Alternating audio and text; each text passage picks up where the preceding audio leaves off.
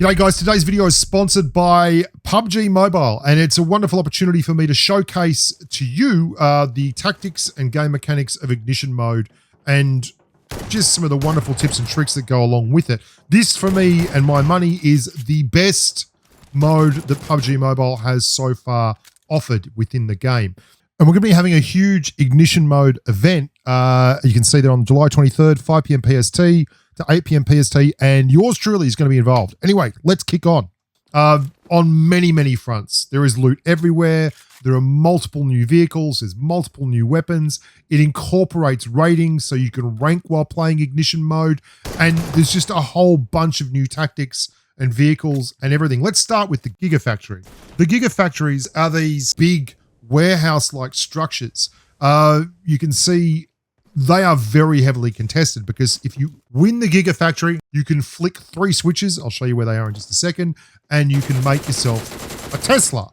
And everyone wants to be driving a Tesla in-game because, well, they make no noise. And you can do some fantastic fun things with a vehicle that doesn't make any noise. You're going to have to fight for these things, though. In squads, you'll get 2 to 3 squads dropping these Gigafactories all the time because Teslas are super, super valuable vehicles within the game itself. And that's fine. And if you want a hot drop, these are great places. They're chock full of loot just like everything else. These are the switches that you have to flick. There's one at either end, above the stairs and above the opening to the warehouse there, the doors. And there is also a room on the side. You can drop into that room either through the roof. There is a hole in the roof of the room, or you can just jog on in there. Someone has jogged on in there while I've been throwing the other switches, and we have to jog him on out. Get out of there, buddy. That's my room. No enjoying yourself on my watch. And there is obviously a switch in that room as well. Once you hit that switch, I've sped this up a little bit for brevity's sake, the Tesla will start being made down the production line, and voila. Once it goes through there, it gets a blue spray paint. The paint job looks schmick. You jump in and you drive away, happy as a lark. Now, the Tesla also features autopilot, which is super cool for solos. This freaked me out the first time I saw it. I couldn't understand what was going on. There was someone leaning out the window, but there was no driver. And this means you can literally just run and gun. There's a guy shooting at the car in solos, and he's probably thinking, wait, what? That's what? Wait, what? It's a really, really cool feature of the Tesla. The Tesla makes no noise if you are not inside it. And you have to watch very carefully. See in this gunfight, you'll see the tire tracks, the indicators for a vehicle coming in behind us. And I'm watching for that. And Killam actually doesn't realize that that's happening. And I turn around and immediately scream at Killam, behind us, behind us, behind us, because there's a car there. But you can't hear it. It's so soft and so quiet over the sounds of those gunfights that it would be incredibly easy to miss it. And as it is, though, we managed to pull it out here. Now, the Tesla's brilliant, and it's great, but, you know, there are other vehicles within the game. Obviously, you're going to see here someone's parked a couple of the Hoverbikes, which are very, very cool. And bit of a giveaway, though, that, you know, there's a Hoverbike parked in the garage. The thing I really love about the Tesla is sneaking up on people who are snaking in the grass and sniping. They are absolutely not expecting it. I've taken a wide flank here to get to this guy. He was overlooking the bridge area in the barn there, and he has no idea what's going on. Yeah, so make sure you use that and take advantage of it. There's a lot more to cover, though, so don't go anywhere. This is the Hyperline. The Hyperline is fantastic. If you don't have a vehicle, you can hop in the Hyperline. They're absolutely everywhere. There were some guys camping us at apartments here, and Killam and I didn't have any scopes, so we just decided to hit the road jack and not have to worry too much by taking the Hyperline. Now, the trains are excellent, and you can shoot through the windows of the train, and you can actually vault in through those openings in the middle of the train. You got to be very careful with that, though, because although when you vault out, you don't take any damage, that's great, and it's a great way of getting to a vehicle, like because they go along the same roads that the cars spawn along. There's some poor grub whose Tesla literally ran out of fuel just there. But at the same time, if you vault in and there's already someone in there, you're going to get knocked out. And that's what happens to me here. You'll see I vault in, I get wrecked, And then the squad actually, this guy keeps pushing his luck and trying to shoot at kill him. And kill him actually knocks him.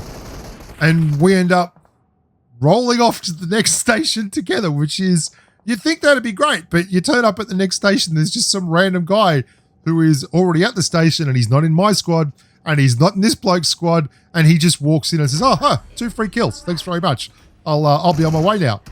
Yeah, really good fun.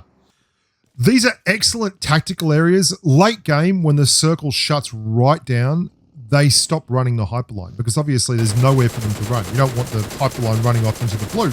And this means you basically get a compound with all these great bits of cover that can handle a whole squad very, very easily. They're excellent. Let's talk a little bit about the air conveyors now. You can see here, this is one of the reasons I want to make this video. That guy down there dies to the play zone. He's right next to an air conveyor. He thought he was stuck with his tests and all that. All he had to do was get in the air conveyor and he would have been able to fire himself out the cannons all the way up into the play zone and possibly live to fight another day. There's a drop I want to go and hit. So simply jump in, aim it on up, hit the release button, and off we go. Now, this is a real quality of life thing, and it's something that once you get used to using it, you are going to be getting an awful lot of value out of. You can use this to fly to airdrops everywhere. It's absolutely brilliant, and no one expects you to be coming in from the skies, which is what happens to us here. Killam and I are camping the roof, and we're thinking everything's fine, and then Killam's like, there's people, there's people, there's people. And lo and behold, 2 blokes just dropped in from the airdrop. And this is something that you can do all the time now. You've really got to pay attention to where people are because they will take a late game position on top of a structure that doesn't have anywhere or any way to reach it. I'll show you an example of that in just a second. And we're also going to talk a little bit more about the Hoverbike. The Hoverbike has changed a lot since I played it in beta, and in a very, very good way. I'll show you that in just a sec. Should be going for these drops because if you get an MG3, this is the most fun gun in the game. I'm not even kidding. This is like the most fun gun, the most fun you can have with a gun standing up. Just MG3 is life. Don't get in the way of the MG3. Anyway, where was I? Yeah, we were talking about the Hoverbike. And no, we were talking about the air conveyor. Well, no, let's talk about the ASM Abacan. This is like an AN94 variant, and it's a wonderful weapon that works in burst mode. We're going to be doing a full review on that on channel soon. This is a brand new weapon. If you're just joining us with PUBG Mobile, the first time you've ever played, well, this weapon is automatic, burst fire, single tap. There's a lot more detail, and I'm doing a full review, so stick around if you want to know more about this one, and it sounds amazing. This is the Hoverbike. Watch this. This is tactically exactly what you want to be doing with this. There's someone camping the bridge over there. They're got a great eye view on the bridge. A lot of people don't realize this thing goes over water, and it does it super quick. You can see the hyperline crossing there. There are a couple of guys on the other side. You're going to see, I'll get across on the bike very, very comfortably. Not too comfortably. I think I got my license out of the back of the cereal box. And then I'm going to set up and I'm going to break the ambush. You'll see this poor guy drives through. Yeah. And I use that as an opportunity to third party that guy. And then there's a dude who's in the hyperline who shoots at that guy and then runs across to try and loot. And I get them both. Thanks very much, Hoverbike. You are the real MVP. All these structures and tech areas and air conveyors and hyperlines, they can create areas that are real choke points and very, very busy. This is just outside George Pole. I've had so many fantastic fights here with multiple squads and multiple duos and people. There's so much loot at George Pole. Speaking of loot, let's have a little quick look at one of the ways you can get an awful lot of loot very, very fast. Robot dogs are all over the place at the tech centers. You simply activate them. They will follow you around. You can click follow and it will follow you. And it will highlight level 3 vests, med kits, level 3 backpacks, 8Xs, all the good stuff. And it allows you and your squad to loot really quickly, really efficiently, and get out of Dodge fast. The tech centers are new.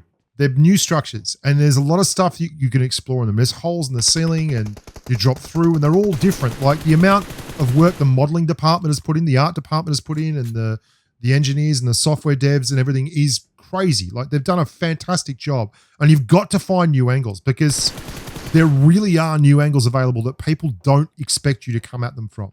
And if you can work that, you can be really, really successful. Like this is exactly what I was talking about earlier with the air conveyor. There are 4 people left alive, including me, three others, and I'm trying to figure out where everyone is. This is one of them. Great.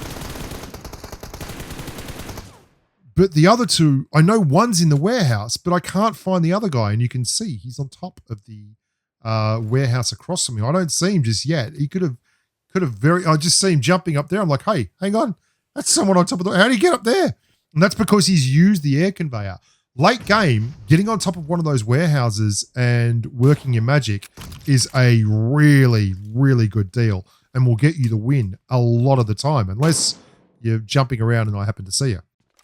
A big thing that I haven't mentioned yet is these Riot Shields. The Riot Shields are fantastic. They take up a lot of backpack space, so they are difficult to carry. I love carrying as many of them as I possibly can, because obviously in third person on Erangel, there's a lot of grass and people will lie down in the grass and snake. If you get to center circle with 2 of these Riot Shields, you can actually put them back to back and use them as really, really effective cover, which is, it's game breaking. These are some of the best new pieces of kit that have been put in PUBG Mobile. Speaking of new pieces of kit, this is them, and you're going to see this a lot when you're playing, but you've got to use them effectively. I actually put this one up a little bit far on the edge of the circle, and the circle shifts as I pop the Riot Shield, and it's then exactly outside the circle. Like, circle literally shifts to the other side of my Riot Shield right there, which is a nightmare. This is the MG3, and you can see everyone's using these. These are brilliant little bits of kit. Look at the MG3 go. This thing, oh my goodness. This is an absolute monster. The other thing that I want to show you is not really a new weapon, and it's not a new deployable like a Riot Shield or a vehicle, or even a mode of conveyance like the air conveyor. The thing I want to really talk about with you is the extended drum magazine. If you like spraying with a 5.56 AR, LR the M416, or even, this thing is crazy. It is absolutely brilliant. You can load 50 rounds in a clip, in a magazine. That is an awful lot of spraying and an awful lot of tapping. It is a brilliant, brilliant, brilliant must-have bit of gear, especially if you're solo squatting or if you're solo duoing. It allows you to fire an extra 10 rounds, which can literally be the difference between life and death. And I mean, that's a long spray. That's a really, really long spray. Just so much going on. I mean, I've already been going for well over 10 minutes now, and I'm still, this mode is absolutely gangbusters, hands down the best ever. I'm enjoying it and can't stop playing this ignition mode. It's simply brilliant. I hope you guys enjoyed the video. More drum magazine work here. Oh, hang on. There's a bloke running in through the blue. This is my new favorite vehicle too. I love the Tesla, but being able to go on water is a pretty cool little bit of gear. I hope you enjoy this. There is, oh yeah, the tactical headset. See how that guy's got that mark on it? When you wear the tactical headset, headpiece, it will actually highlight anyone you shoot at immediately for your teammates. So you don't have to double tap the universal marker. It just lets them know where the player is that you're shooting at, which is super duper. Very, very cool. And you'll hear someone just pushed in behind me. Again, I saw the little mini map. You've got to be constantly watching the mini map for indicators, or you're going to miss this stuff. I'm Bushka. Thank you so much again for sponsoring this video, PUBG Mobile. And let's not forget, 5 p.m. PST, July 23rd, there is going to be a huge ignition event live for you hippies and humans and earthlings. I'm going to be there. It's going to be happening. Let's do this thing.